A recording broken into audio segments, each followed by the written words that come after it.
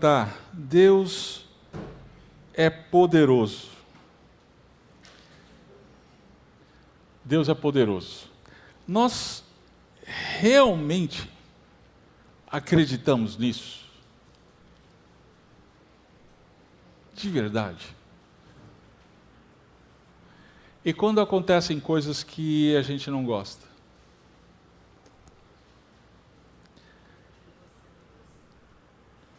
E quando o rumo da existência humana, o rumo da política, da economia e também das nossas vidas pessoais, e por que não dizer também, inclusive da nossa igreja, quando acontecem coisas, Deus é poderoso?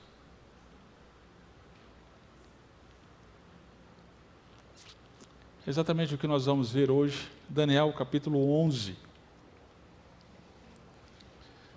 Sim, Deus, Ele é todo poderoso.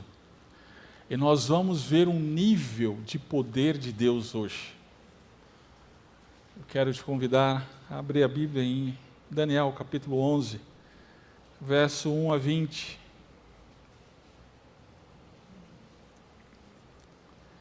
Nós temos chegado ao fim da exposição de Daniel. Irmãos, eu confesso que Daniel tem me deixado prostrado diante do trono do soberano Deus, cada vez mais. Daniel traz para a gente a visão de que como nós somos pequenos e como Deus é grande. Eu espero que você também tenha esta visão que Daniel traz para a gente.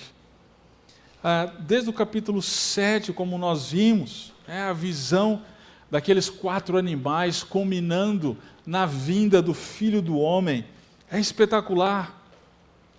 Capítulo, logo em seguida, o 8, nós vimos o mal será definitivamente derrotado, e isso sem intervenção humana. No capítulo 9, no verso 1 até o verso 19, nós vimos a oração magnífica de Daniel, pedindo perdão pelos seus pecados, ele lembrando-se que Deus é justo e misericordioso, e ele com o coração quebrantado diante de Deus, dizendo: Senhor, perdoa-me, perdoa a minha nação e perdoa a mim pelos meus pecados. Ainda na sequência, no capítulo 9, nós vimos Daniel então recebendo a resposta que nós chamamos de as 70 semanas de Daniel. E nós vimos então que a partir da visão das 70 semanas, tudo está decretado pelo Deus soberano. A vinda, inclusive, do ungido e do assolador está decretada. Depois, no capítulo 10, nós vimos, no domingo passado, a batalha, a guerra espiritual, da qual nós estamos envolvidos. Nós não lutamos uns com os outros, nós lutamos contra Satanás e seus anjos. Precisamos nos lembrar disso o tempo inteiro, não é? Essa é a luta espiritual que está acontecendo no mundo espiritual. E agora, no capítulo 11, verso 1 a 20, nós vamos ver que o que o Deus soberano declarou se cumprirá. O que Ele declarou se cumprirá. Por que eu estou dizendo isso? É porque ao longo desse texto, de todo o capítulo 11, nós vamos ver uma expressão que se repete várias vezes, em relação ao tempo. O tempo é determinado. Por exemplo, lá no verso 24, no final do verso 24 diz assim: mas por certo tempo, aqui traz a ideia então de que o tempo ele está determinado. No capítulo 11 ainda, no verso 27, vai dizer, no finalzinho do verso, olha aí, na sua versão, o fim no tempo determinado. Depois no verso 29 ele começa com essa expressão, no tempo determinado. Depois no verso 35, final do verso 35, tempo determinado. E verso 40, no fim do tempo. O que está dizendo para a gente? Quem que determina esse tempo? Quem que determina o momento das coisas acontecerem e como elas vão acontecer de acordo com a sua soberana vontade? Não é o próprio Deus? Sim, é o Deus soberano que decreta e, por isso, se cumpre. Tudo se cumpre. Então, nós vamos ver hoje a resposta que Daniel recebeu do anjo, a continuação dessa resposta. Lembra que eu mencionei domingo passado que essa resposta vai até o final do livro, até o capítulo 12. Aqui o capítulo 11, então, é a continuação dessa resposta. O anjo, ele falou no capítulo 10 da batalha espiritual. Está acontecendo uma guerra, Daniel. E agora, no capítulo 11, ele vai continuar essa resposta e ele vai trazer exatamente essa ideia. Deus é soberano e o que ele decreta acontece. Então vamos lá. Primeiro verso 1. Começa: no primeiro ano de Dario, rei dos Medos, eu me levantei para animá-lo e fortalecê-lo. Precisa lembrar quem que está falando isso. Não é Daniel. É o anjo que está falando com Daniel. É o anjo do capítulo 10. Ele continua aqui, então, o capítulo 10, e ele menciona, né, que ele havia fortalecido Dario. O primeiro ano de Dario, né, foi o ano 539 antes de Cristo. Este é o mesmo rei que mandou Daniel para a cova dos leões. Só para você se situar. E o anjo aqui está dizendo que ele se levantou no primeiro ano desse rei para fortalecê-lo. Interessante. É um rei ímpio, é um rei que não conhece a Deus, mas ainda assim o anjo foi lá, ministrou a ele força. Para quê? Para que ele cumprisse o que Deus havia mandado ele fazer. Então, mesmo os ímpios, nas suas ações ímpias, fazem o que Deus quer que eles façam. Isso é extremamente interessante, é encorajador para nós. Ver que o ministério dos anjos, mesmo a reis incrédulos, faz com que o povo de Deus, de alguma forma, seja favorecido. Não sem lutas, não sem dificuldades, não sem tribulações, mas sim, de acordo com o propósito soberano de Deus. Agora, ele continua nessa revelação, falando a Daniel, então, o que viria a acontecer. Verso 2 em diante. E aqui nós temos duas partes. O anjo vai falar sobre o que iria acontecer na história da humanidade, focando especialmente o povo de Israel, até a primeira vinda do Messias. E a segunda parte da revelação fala então dos últimos dias, o que aconteceria no escatom, o que ainda não experimentamos. Está para frente da gente. Olha só que incrível. A visão, a revelação que Deus deu para Daniel. O que o Deus soberano declara, isso se cumpre. Vamos lá, verso 2 até o verso 4. Antes de lermos esse texto, deixa eu explicar uma coisa para vocês. Vai parecer chato, no primeiro momento da pregação. Porque aqui ele vai trazer com uma riqueza de detalhes que, se você gosta de Nostradamus, esquece Nostradamus. Você vai ver, você vai ficar impressionado com isso. Mas pela riqueza de detalhes e informações históricas, vai parecer chato, mas você vai entender depois. Tá bom? Então, a pregação hoje vai ser uma pregação escatológica. Agora você não entende, mas entenderá depois. Vamos lá, verso 2 ao verso 4. Diz assim: agora te declarei a verdade. Ainda se levantarão 3 reis na Pérsia, e o quarto será muito mais rico do que todos eles. E quando se fortalecer por meio das suas riquezas, agitará todos contra o reino da Grécia.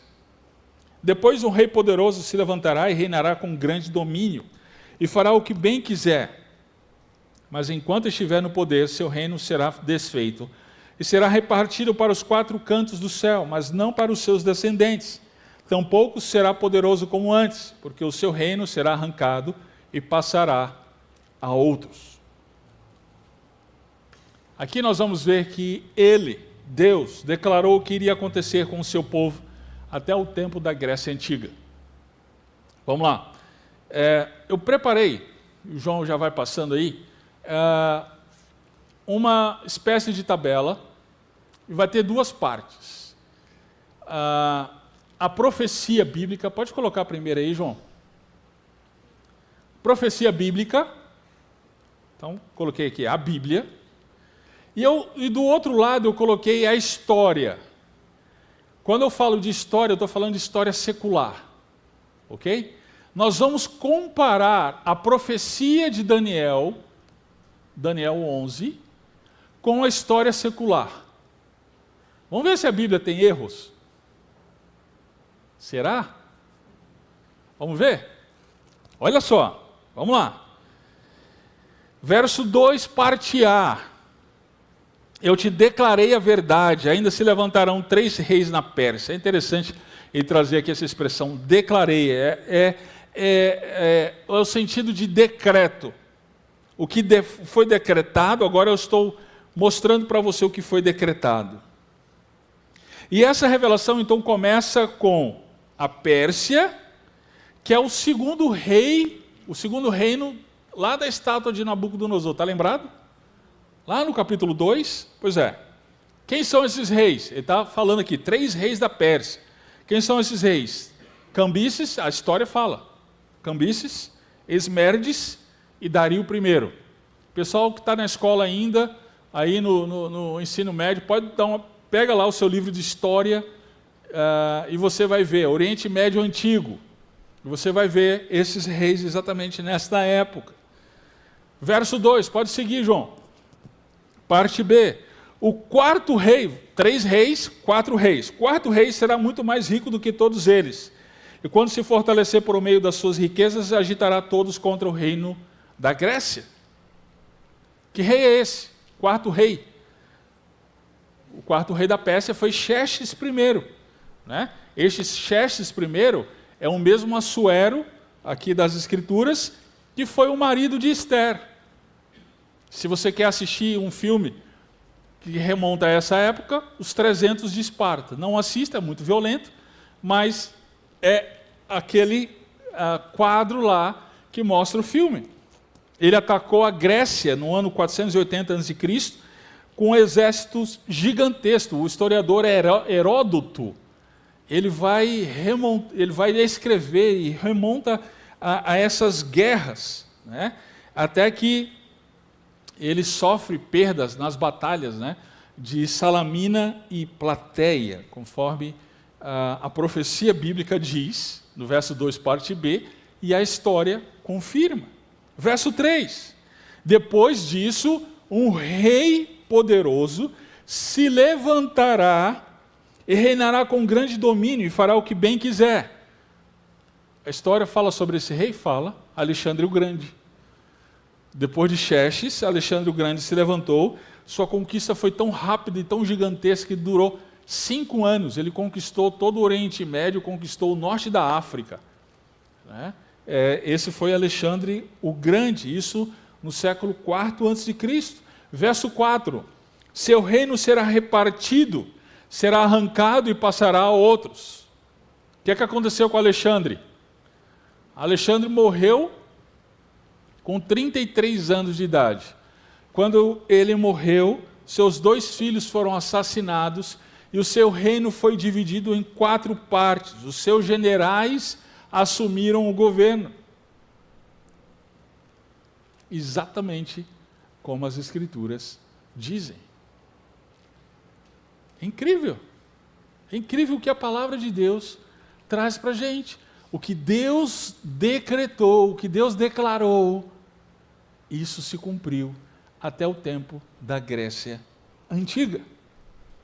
Mas não fica por aí não, tem mais. E agora você vai se surpreender com isso. Verso 5 até o verso 20. Vamos ler.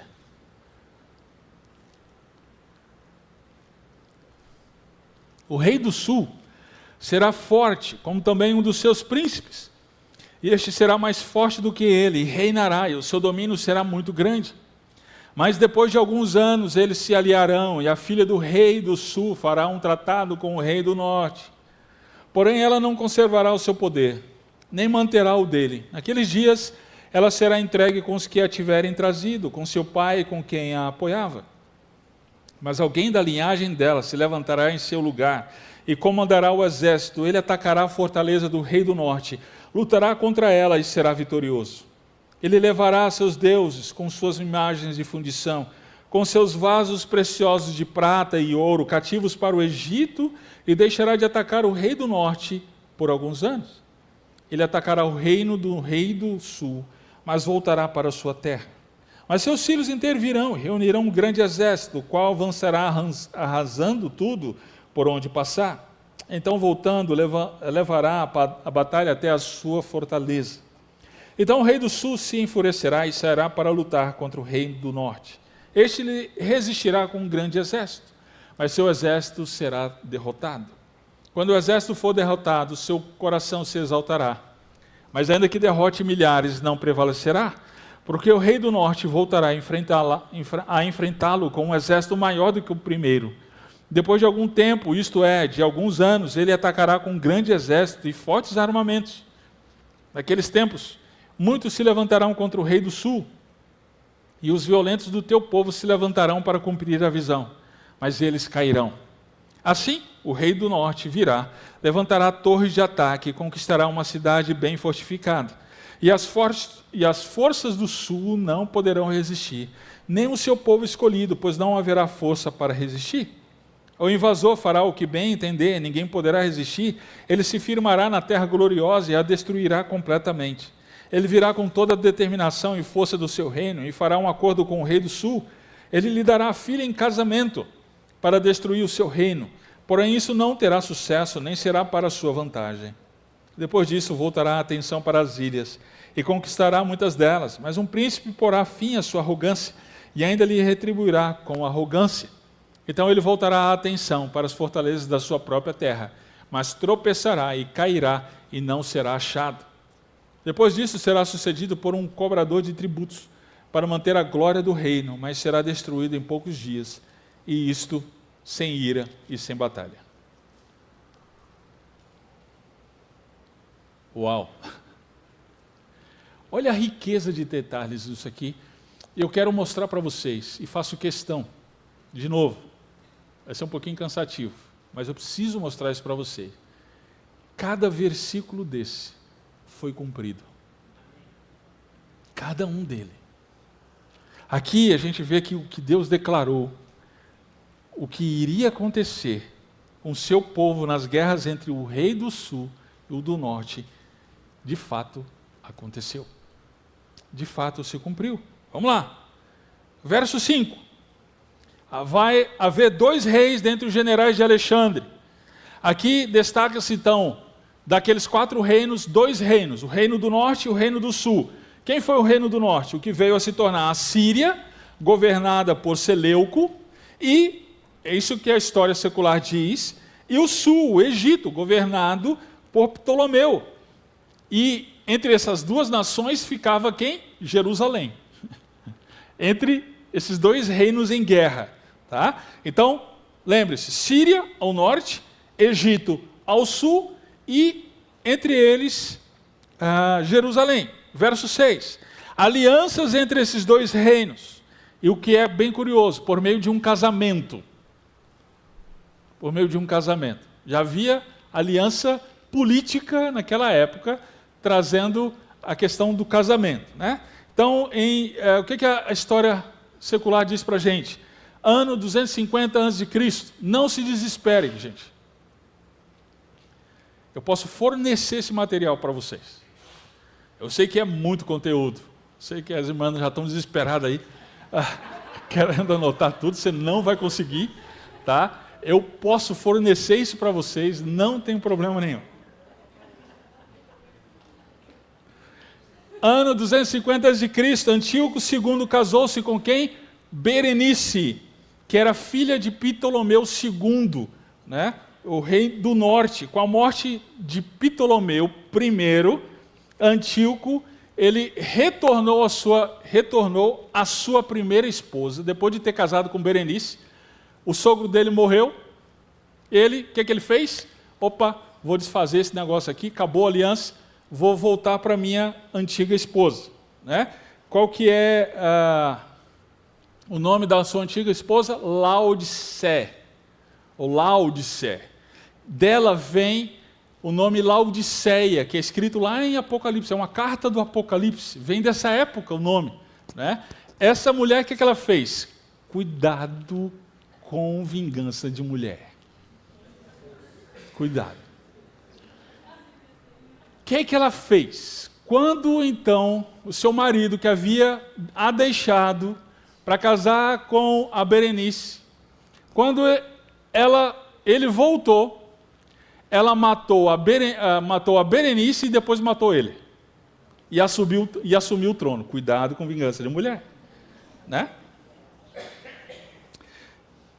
É interessante porque o verso 7 fala disso, gente. É incrível, o verso 7 diz que da linhagem dela se levantará em seu lugar e comandará o exército. Alguém, quem que fez isso? Foi o irmão da Berenice. O irmão da Berenice ficou bravo, porque sua irmã foi assassinada. Então ele foi se vingar então da Laodice e terminou atacando o reino e terminou vencendo. Verso 8. Esse parente de Berenice então levaria os deuses cativos para o Egito e teria paz por alguns anos. Isso é o que diz o verso 8.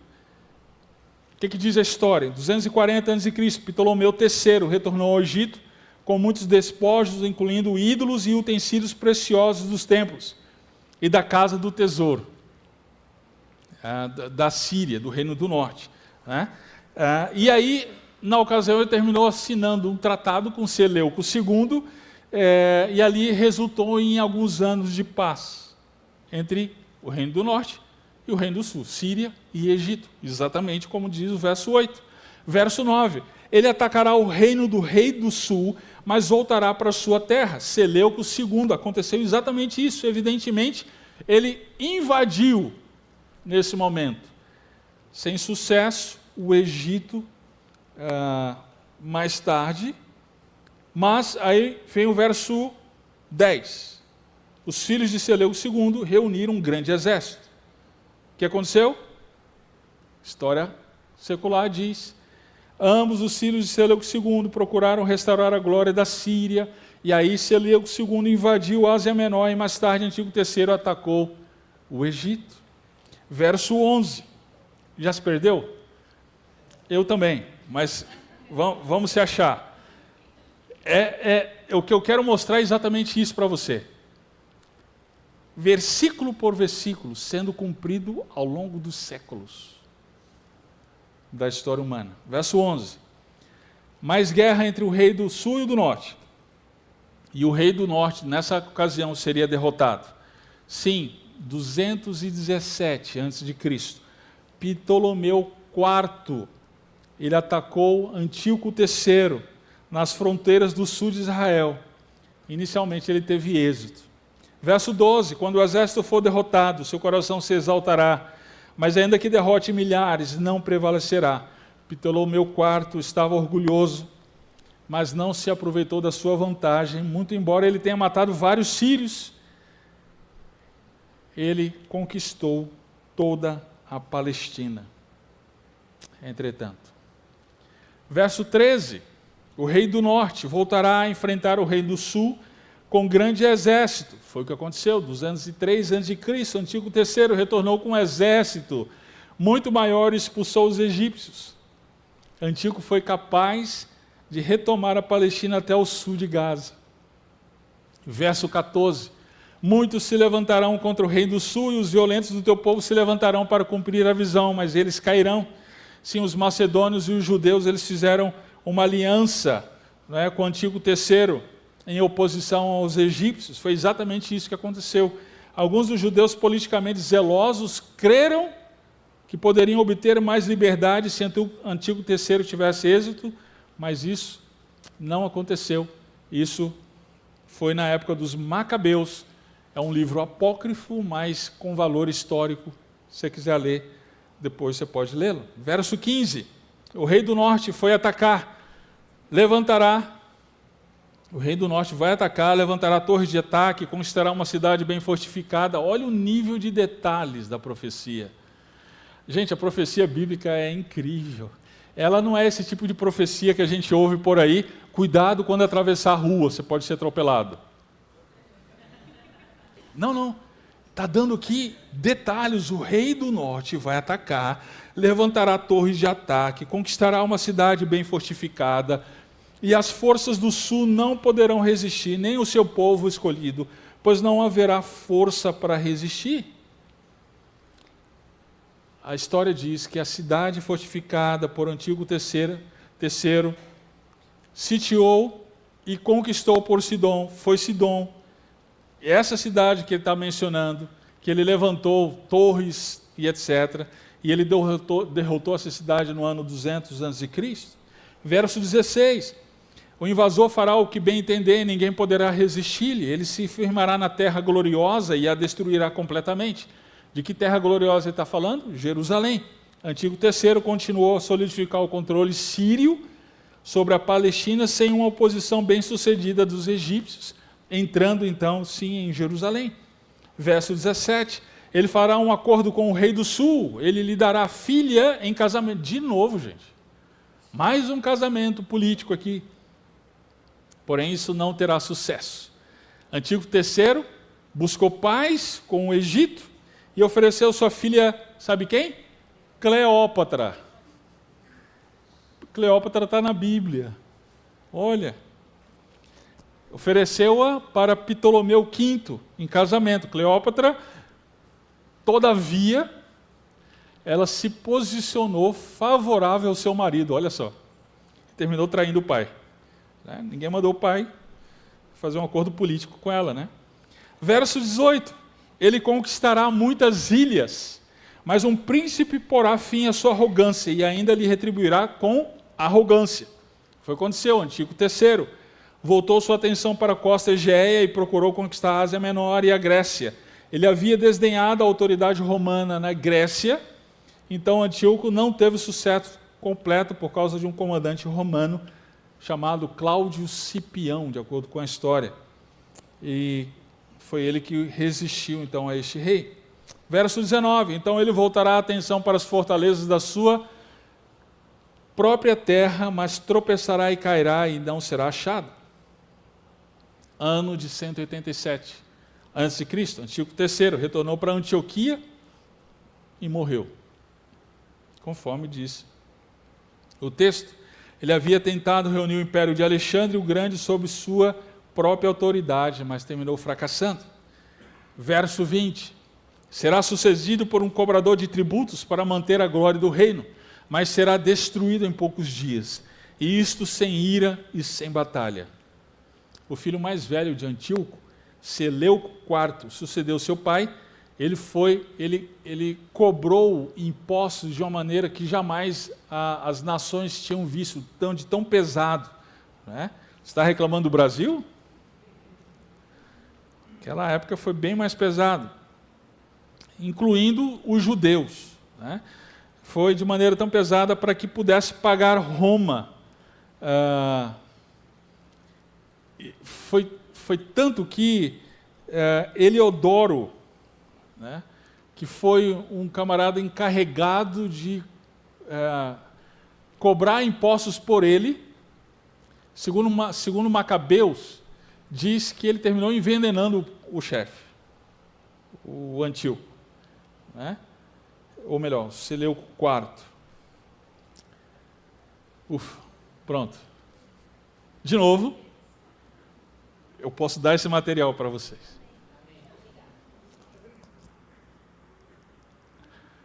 Mas o que eu quero passar para vocês?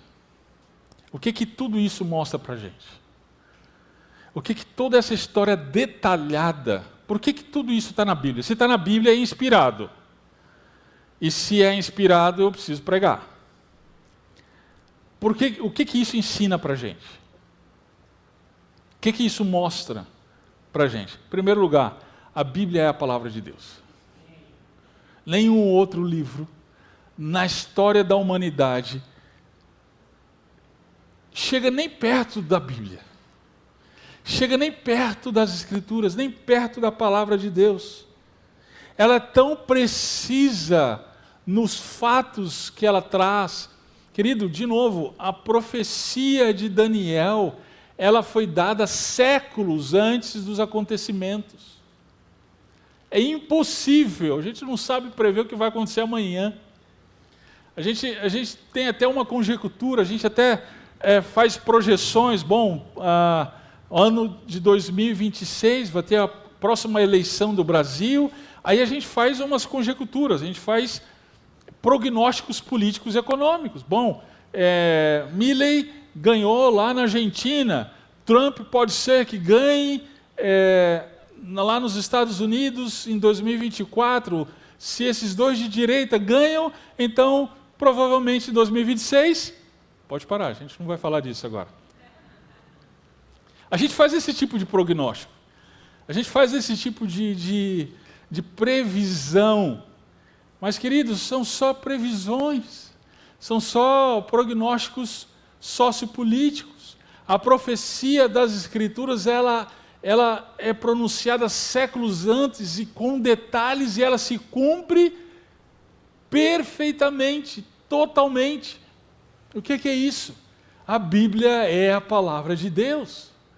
E querido, uma vez que ela é a palavra de Deus, ela é confiável. Nós podemos confiar. Nós podemos confiar. Se ela fala de dados históricos com tanta precisão, nós podemos confiar também que os assuntos que ela se propõe a tratar, assuntos teológicos profundos em relação a Deus, também são corretos, também são certos. Nós podemos confiar nas Escrituras. Uma segunda coisa, você percebe, olhando esses fatos, entra rei, sai rei, o rei é morto, o rei é assassinado, casa a filha de um rei com outro rei.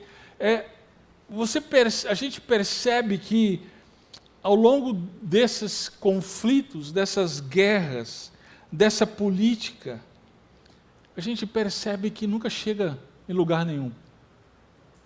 Você teve essa impressão?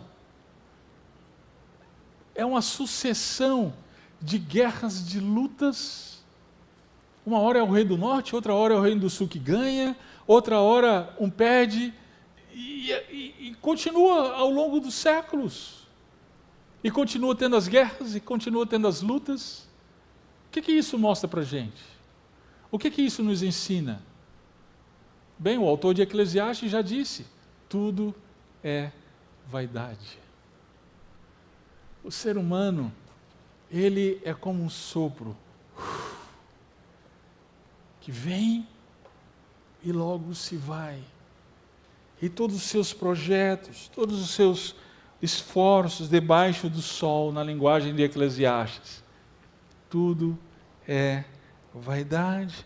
O pêndulo do poder vai e volta entre as superpotências, mas nada muda.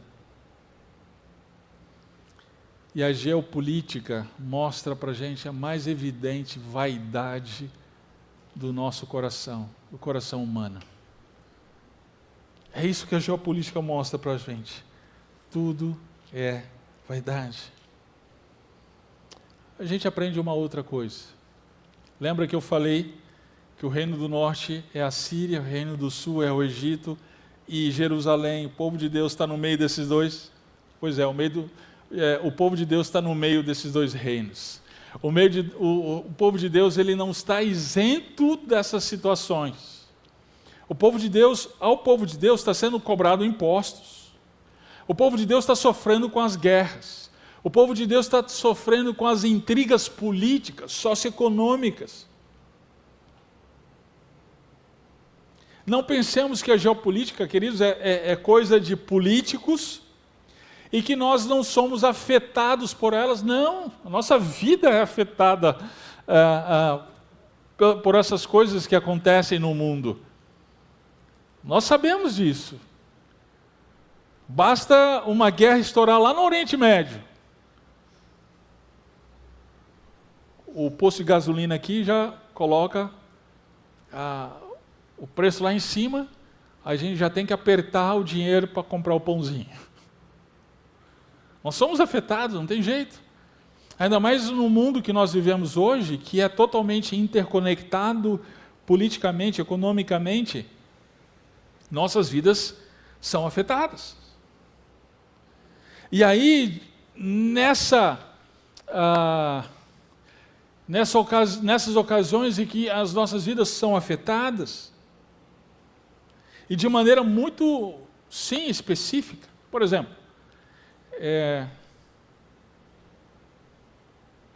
seu trabalho, ele é ameaçado porque o chefe da multinacional que você trabalha, aquele sujeito que é um japonês, que trabalha lá no Japão, ele decidiu demitir funcionários dessa faixa etária porque ele acha que economicamente para a sua empresa é o melhor. E aí o seu emprego aqui no Brasil, São Paulo, em Indaiatuba, é afetado. Sim, estamos interconectados. Né? Uma decisão política lá da ONU afeta a gente aqui. Uma doença, por exemplo, como nós passamos, né? O Covid. Pessoas lá na China, pessoas lá na Europa, nos Estados Unidos, decidindo pelo mundo. E a gente acha que nossos políticos aqui é que tomam as decisões. E as nossas vidas são afetadas ao ponto da gente não poder se reunir na igreja, porque esses líderes mundiais, eles tomaram suas decisões.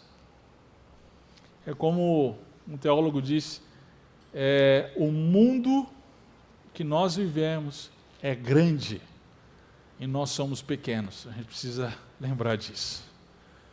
Nós somos muito pequenos. Mas é diante dessa visão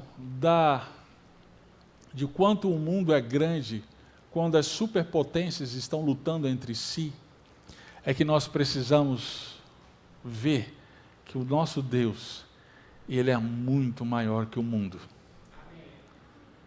de maneira a controlar a história. Nós precisamos nos lembrar disso o tempo inteiro. Quando a situação ao nosso redor parece esmagadora para nós, nós precisamos nos lembrar que o nosso Deus, ele não só conhece a história, mas ele decreta a história. Ele decreta a história de maneira que o que ele quer, o que ele planejou, isso acontece.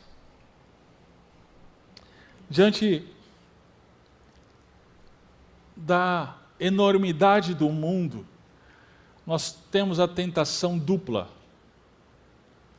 Primeiro, da gente se submeter ao mundo. É isso mesmo. E a gente termina, então, rumando de acordo com os valores desse mundo. Ou nós temos a tentação de usar o poder do mundo para fazer a obra de Deus. E alguns cristãos, eles acreditam que eles devem, de alguma forma, agir politicamente para que a vontade de Deus seja feita. Não é isso que é revelado para Daniel. Daniel, um homenzinho de uma naçãozinha escravizada, tem a visão do Deus glorioso de Israel, o verdadeiro Deus, que controla as superpotências. Queridos, nós precisamos nos lembrar disso o tempo inteiro. Daniel 11, ele nos encoraja com a visão de que Deus é soberano e está no controle e direcionamento dos eventos humanos. Seja das nações, seja no campo, na área política. Apesar de todo o seu alardeado poder, os reinos deste mundo não podem destruir a obra de Deus, que cresce, que é direcionada de acordo com a soberana vontade do Senhor. É Deus que controla os assuntos dos homens e das nações. É o nosso Deus soberano que nos conduz de acordo com a sua vontade eterna. É por isso que a gente lê lá em Efésios, abra sua Bíblia em Efésios.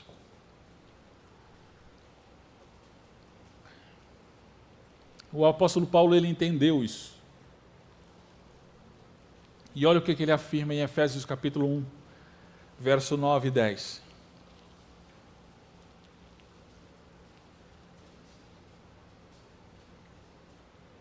Efésios 1, 9 e 10. Diz assim: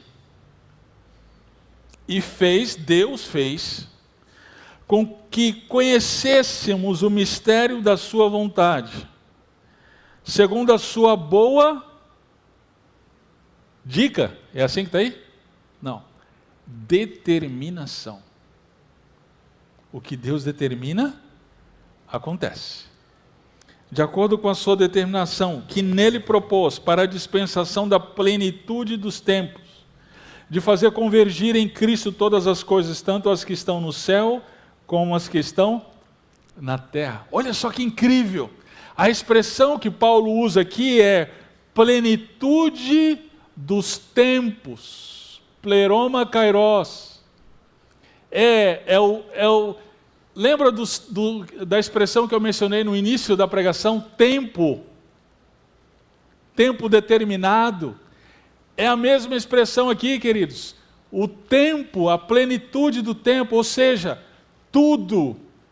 O Império Grego, o Império Macedônio, o Império Persa, o Império Romano, a Pax Romana, as estradas romanas, a língua grega, o latim que foi falado depois, a economia global, tudo foi planejado por Deus para que culminasse nisso que Paulo chama de plenitude dos tempos, que culmina, que converge em quem?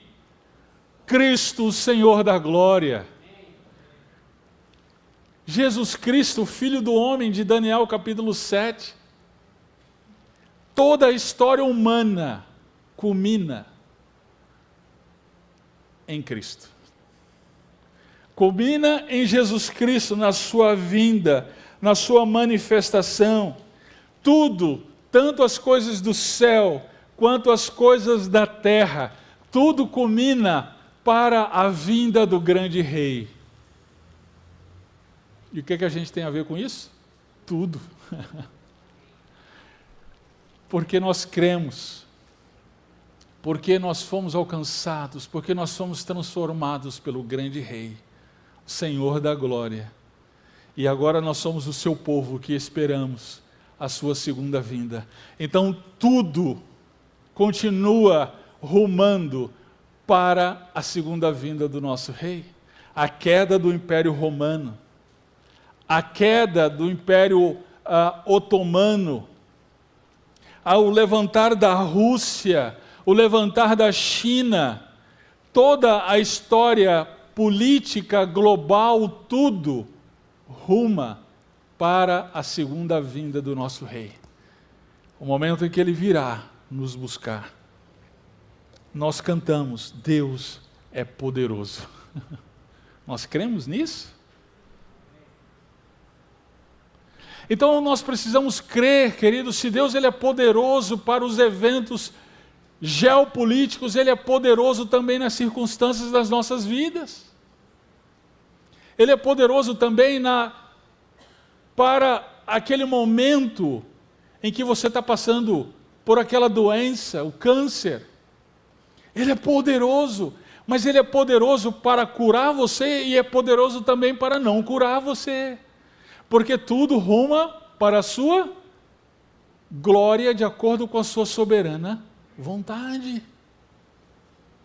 E querido, deixa eu dizer uma coisa para você. Como seu pastor,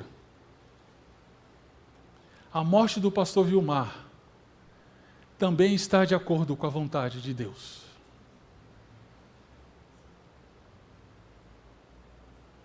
O rumo da primeira igreja batista em Indaiatuba, está de acordo com a vontade desse soberano Deus.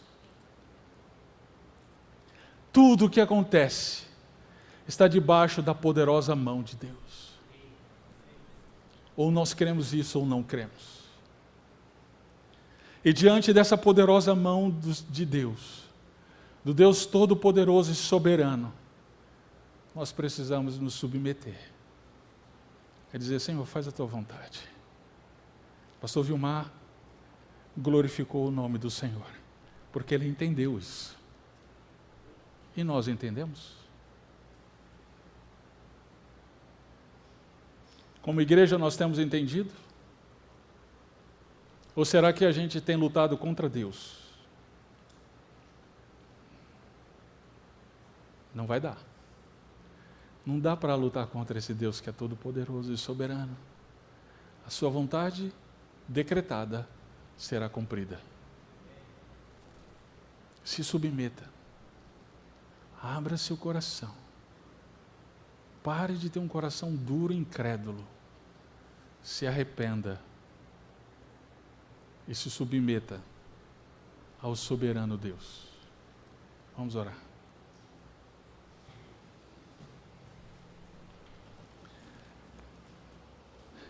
Deus eterno, nós estamos diante da Tua palavra, que nos mostrou com detalhes e riquezas de detalhes a história humana sendo cumprida de acordo com a Tua soberana vontade.